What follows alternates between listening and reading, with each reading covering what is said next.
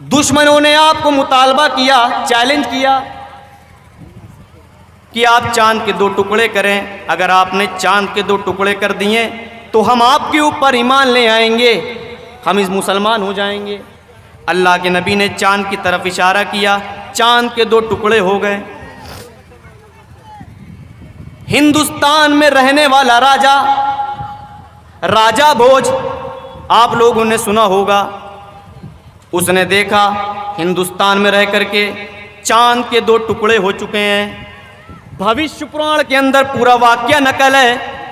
चांद के जब 2 टुकड़े राजा भोज ने देखा तो मक्का के अंदर आया और मक्का में आने से पहले उसने जानने की कोशिश करी, अपने प्रजा को फैलाया और कहा पता लगाओ चांद के 2 टुकड़े कैसे हो गए हैं, पता लगाओ चांद कैसे टूट गया है। प्रजा ने बताया, आए मेरे राजा भोज, आए मेरे सरताज, आए मेरे मालिक, रेगिस्तान में रहने वाला यानी मक्का के अंदर एक ऐसा आदमी पैदा हुआ है जो कहता है कि हम अल्लाह के रसूल हैं, अल्लाह ने हमें आखिरी नबी बनाकर भेजा है। उसका ना तो बाप है ना माँ है, वो यतीम है, उसका कोई नहीं है, वो अजीब व गरीब मोज़े दिखाता है। राजा भोज ने सुना, 10,000 का लश्कर ले करके अल्लाह के नबी सल्लल्लाहु अलैहि वसल्लम से लड़ने के लिए चला गया, क्योंकि राजा भोज से यह कहा गया था कि जिसने चांद के 2 टुकड़े करे हैं वो आपके माबूतों को बुरा भला कहता है,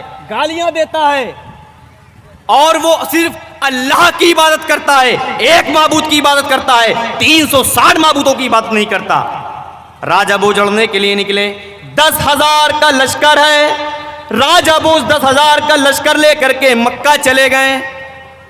मक्का पहुंचते ही क्या देखते हैं कि नबी अकरम सल्लल्लाहु अलैहि वसल्लम सामने बैठे हुए हैं, आसपास आपके सहाबाई किराम हैं, एक तरफ 10,000 का लश्कर है लड़ने के लिए। राजा भोज हिंदुस्तान से मक्का के अंदर आया है,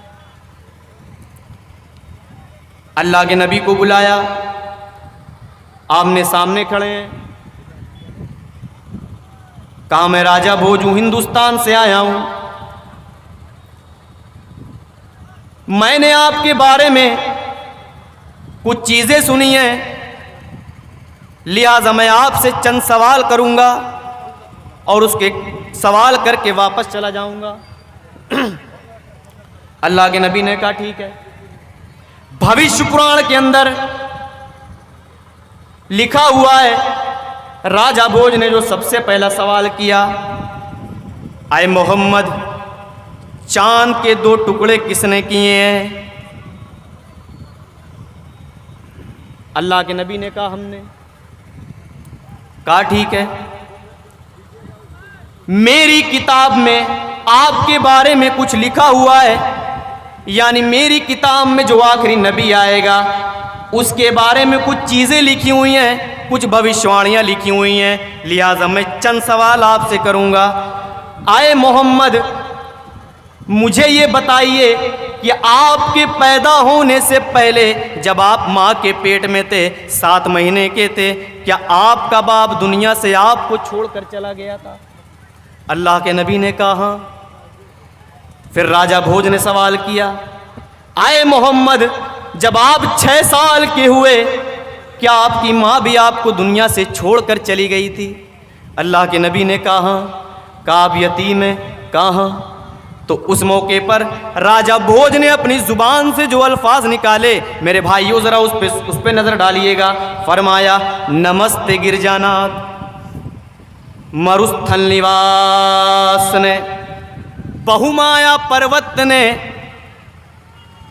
नमस्ते गिरजानाथ। हिंदू था, हाय हेलो सलाम तो कुछ जानता नहीं था।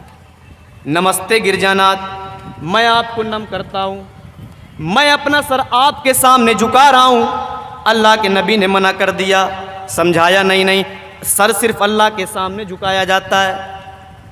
नमस्ते गिरजानाथ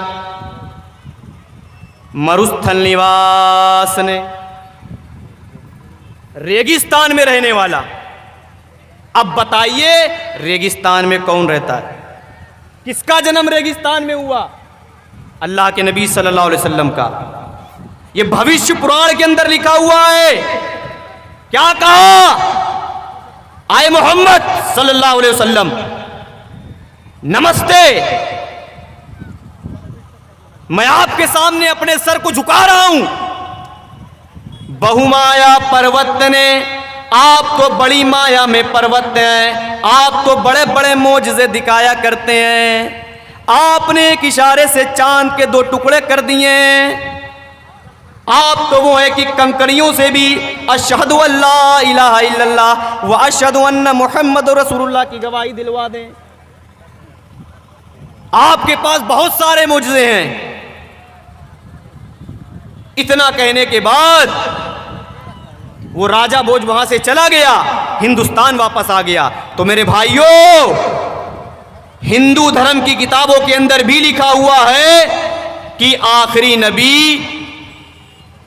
अंतिम महर्षि आ चुका है, जो कि पूरी की पूरी शनाख्त, पूरी की पूरी पहचान हमारे नबी जनाब मोहम्मद रसूलुल्लाह सल्लल्लाहु अलैहि वसल्लम से मिलती है। और जब ये नबी आ जाए, मोहम्मद रसूलुल्लाह दुनिया के अंदर आ गए, तो मोहम्मद रसूलुल्लाह के आने के बाद किसी की नहीं चलेगी, ना किसी पीर की चलेगी, ना किसी इमाम की चलेगी, ना किसी बुजुर्ग की चलेगी, ना किसी वली की चलेगी।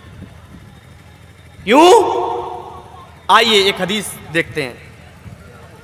एक हदीस, हजरत उमर रज़ियल्लाहु ताला अन्हु कुछ ले करके जाइए, गाना वाना ये सब बहुत सुनते हैं आप लोग, कुछ लेकर जाइए।